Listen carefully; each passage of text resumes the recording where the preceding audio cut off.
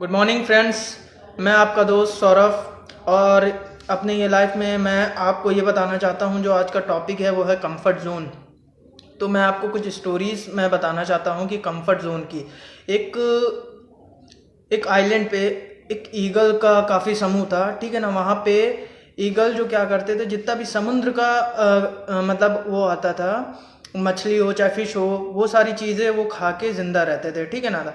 तो एक दिन हुआ ये, जो ईगल का एक गुरु होता है, मेंटोर होता है, वो उस ईगल से ये बोलता है कि आप जो है ये आप ये खा के आप क्यों वो हो रहे हो, ठीक है ना।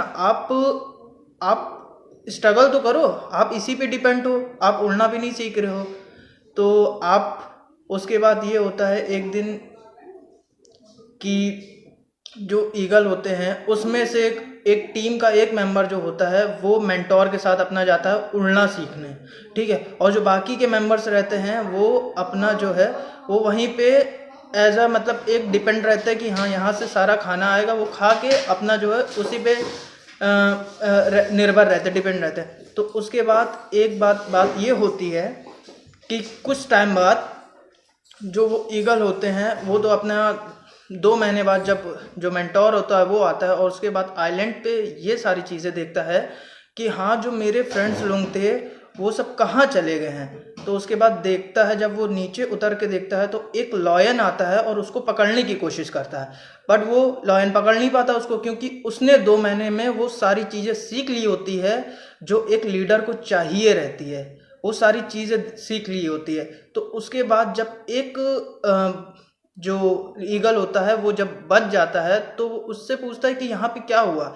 तो फिर वो अपने मेंटोर से बोलता है कि सर ऐसी ऐसी बात है, हम एक बार खाना वगैरह खा रहे थे और उसके बाद हम इसी पे डिपेंड थे, कहीं हम जाते नहीं थे, ना ही हमने उड़ना सीखा था।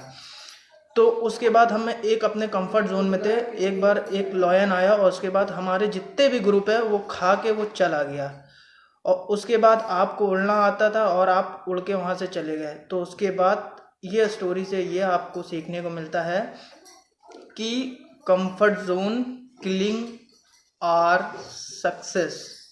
और उसी के साथ मैं दूसरा पॉइंट ये बताना चाहता हूँ कि एक मान लीजिए जो अपना एक मेंटोर होता है, ठीक है ना, कि हम उनके बताए हुए रास्ते पे चले।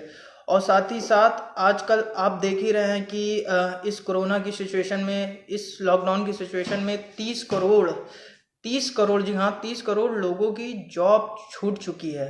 वो अपनी जॉब कहीं ना कहीं तलाश रहे हैं।